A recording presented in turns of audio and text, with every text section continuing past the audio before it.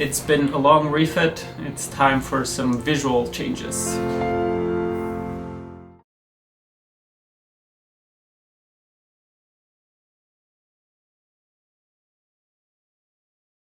Hi, I'm Aladino, and together with my wife Maya, we are refitting a Cape George Cutter 36.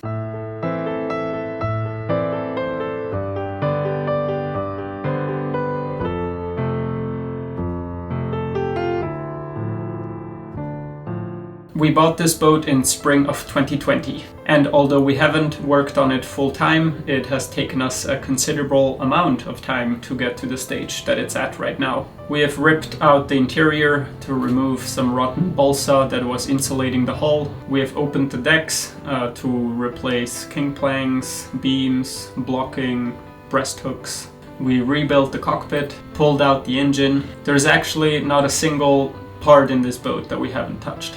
So it's been a long process, and I'm not going to lie, motivation has been hard. But we're getting to a point now where we're starting to get some visual results, and that is really satisfying.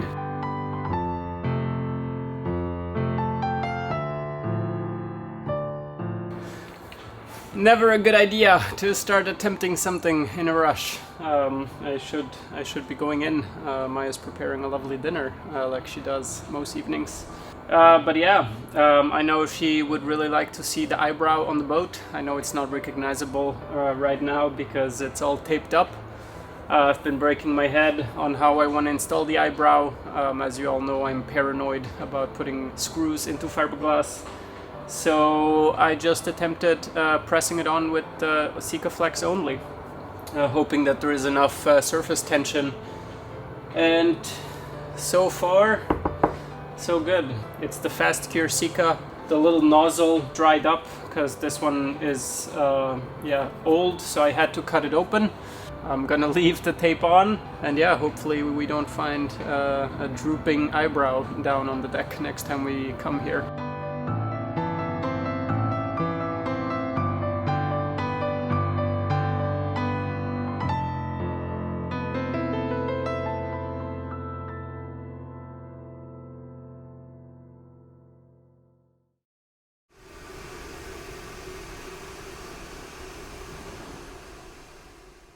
So an eyebrow is not a necessary structural part of the boat in any way, but I would argue that on a boat like this, it is a necessary design element.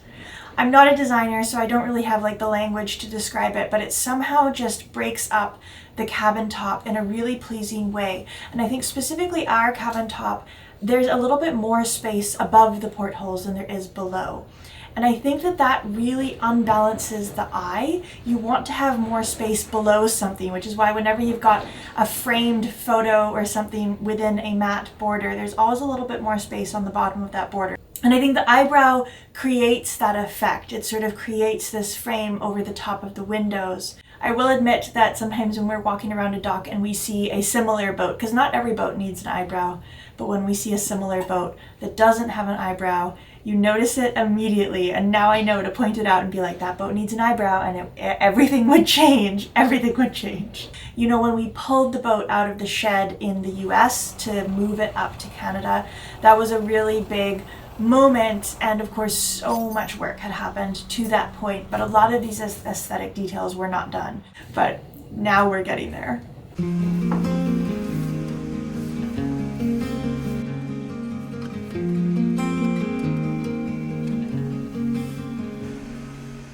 I am pleased to announce that today is the day. The epoxy primer from Epifanes has arrived, and a patron of ours, Ellen, he has lent us a propane heater. You can maybe hear it in the background. And in general, it is actually quite warm today. So I am just hurrying because this all came as a surprise to me today. It was planned, but I didn't know if it was going to be today or tomorrow. Maya went off to fill our 2 propane tanks, so those are gonna get their inauguration, just so that we have a constant supply. And I just finished vacuum the decks. Next I'm gonna wipe the whole surface down with acetone. Super excited to have this turn around, turn white, become uniform, have the combings white, have the cockpit well, all cohesive. So I gotta get right back to it, wipe everything down to make sure I'm ready.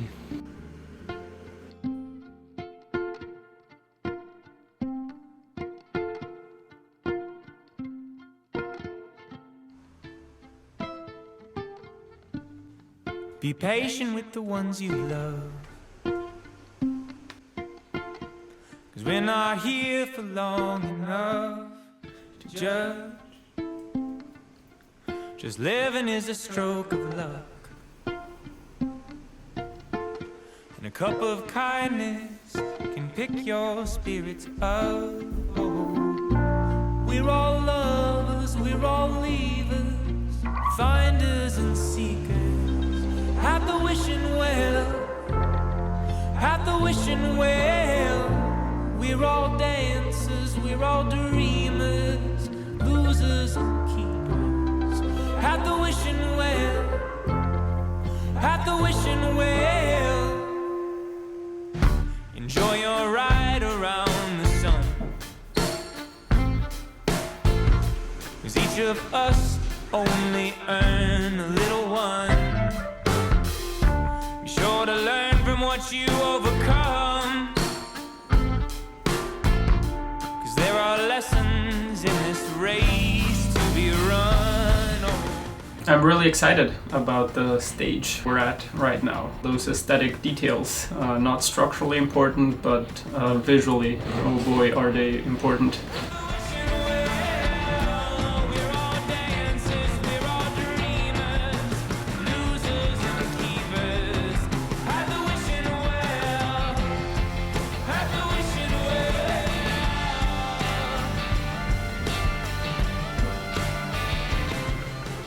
So yes, further down the line we'll be focusing on aesthetics and systems. The structural stuff is now behind us.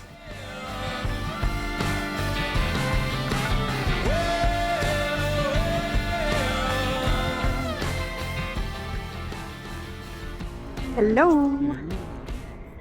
How's it going? Little lunch break? Is Maya the best or what? Are you the best or what? She brought me over a little racing booth pit stop.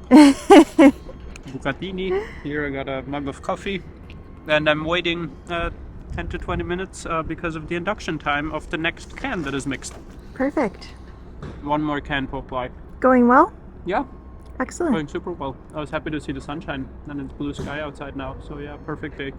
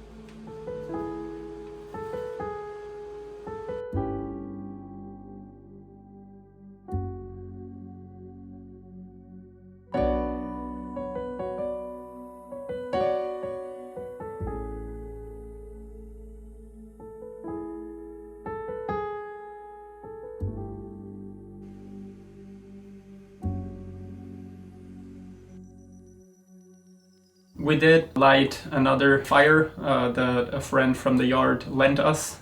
Thank you, Chris. It looks a little sketchy, but we were always right next to it and monitoring, and it made a huge difference.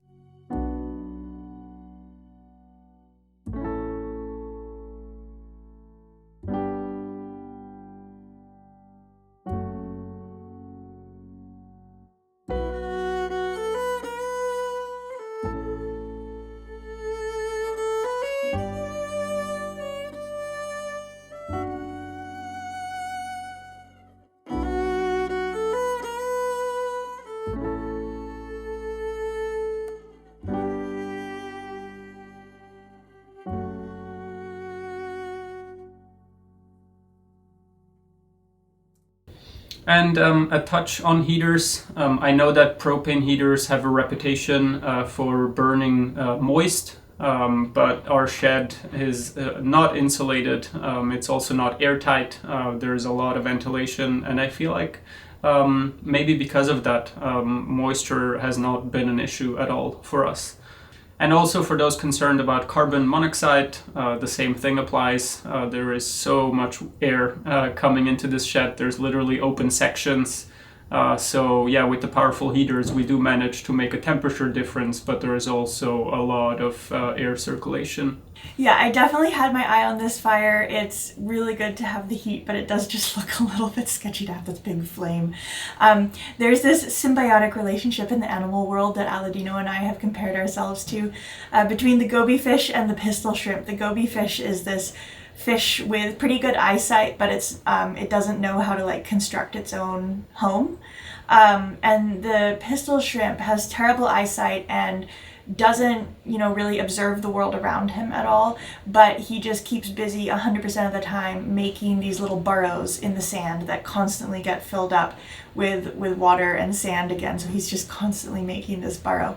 So they have this little relationship where the goby fish watches the world and watches for danger and heads out and collects things. And in return, the pistol shrimp just constantly works away constructing this safe burrow for them both to escape to should danger arise. So yes, as the goby fish, my alarm senses were tingling over the fire. Alarm, alarm, alarm. While Aladino worked on crafting our home and putting on the primer.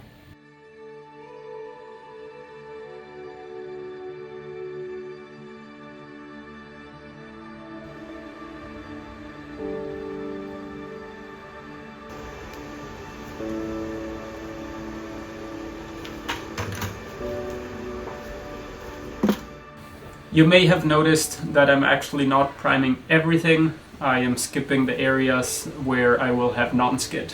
And that is because we already have a lot of epoxy fairing in those areas. There is one coat of the primer. So yeah, they're literally gonna get covered again with non-skid. So I don't need the extra protection, but also I don't need to make it as smooth as the areas that get painted. It looks really good to have all these primer on and have it all white, but I think now we have to start thinking about adding some contrast with all the beautiful wooden accents. We're really close now.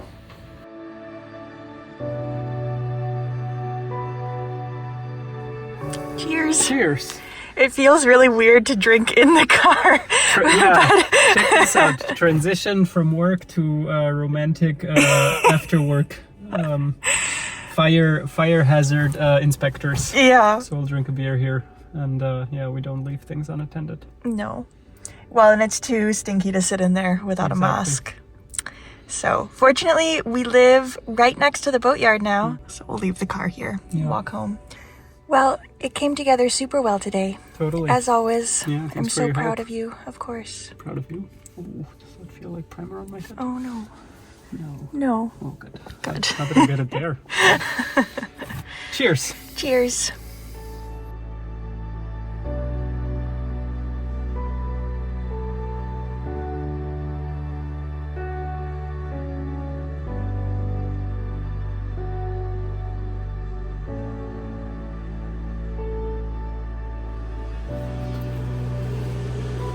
Wow, it's super toasty. That's good.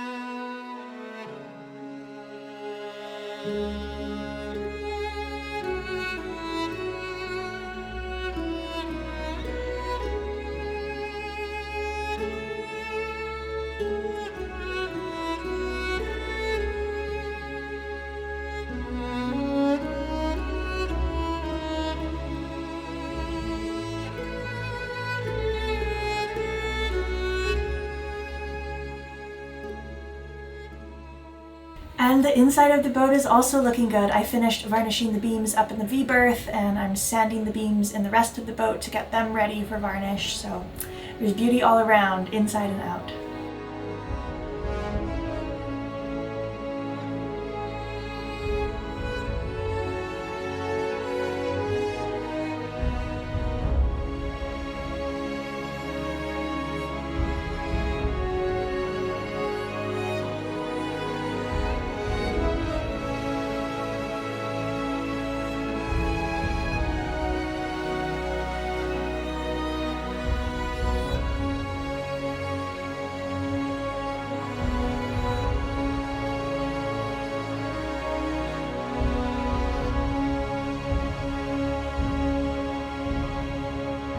I prepared the handrails on starboard. Preparation means I cleaned them a bit, because when we took them off the cabin top, as you can see with this one, they still had fairing compound and paint and stuff that came with it. It really all comes to life when there is the contrast of the teak. And now, of course, it will gray out over time, but yeah, fresh teak and this white is really a lovely combo.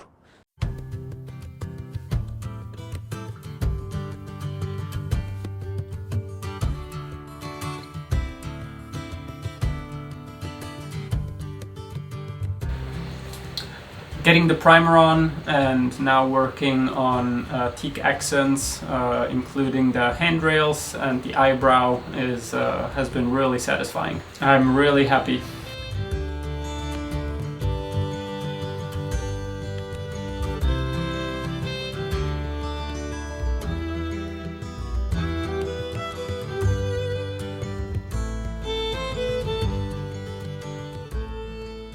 So everyone, thank you so much for being here as always. Leave us your comments. We read every single comment. We don't always get back to them all, because that would be a lot, but we do read them all. So rest assured, if you write to us, we'll read it.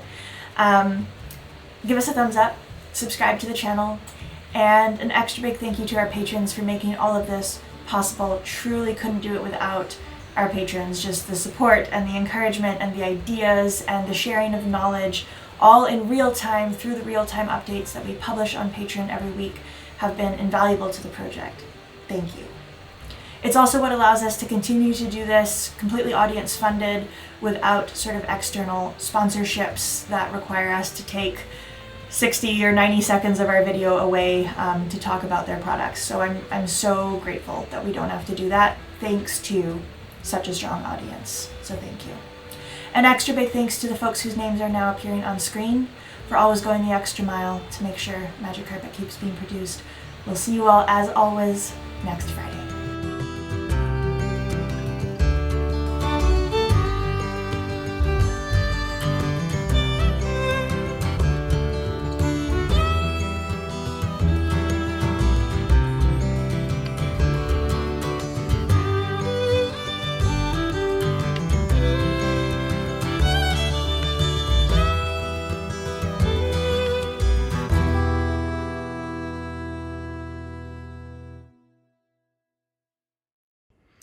Hello everybody, a quick note, or actually to be honest it's probably not going to be that quick, but a note to end out the video. I wanted to explain why I re-uploaded this video because, yeah, it has caused me quite a bit of concern over the past few hours.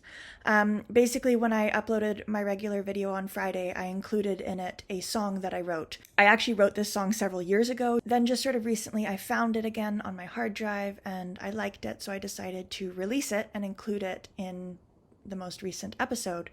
And I woke up this morning with plenty of lovely comments about people enjoying the song, but I also woke up with two comments or messages from two separate guys from Turkey who accused me both of stealing the melody in my chorus from a popular Turkish song. So I obviously immediately went to go listen to this Turkish song, which I had not heard before. But indeed, the melodies are really similar. It was essentially just a descending diatonic scale with little connecting notes in between. The melodies are such simple melodic motifs that it totally makes sense that it would have existed before somewhere. But they were similar enough that I could certainly see the relation.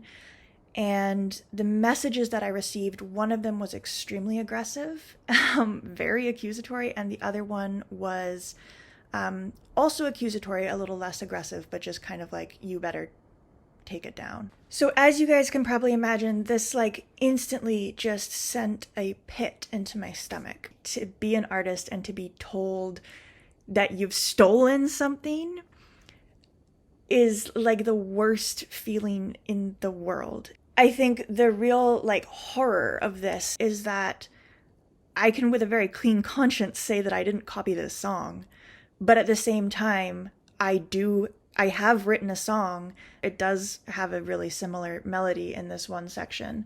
Obviously, nobody has come to me that actually owns the copyright and is actually like threatening me. But I think regardless, I just decided, this is a conflict that I do not want in my life. I certainly don't want to be taken to any sort of court. Like, that's insane. It's not worth it for me.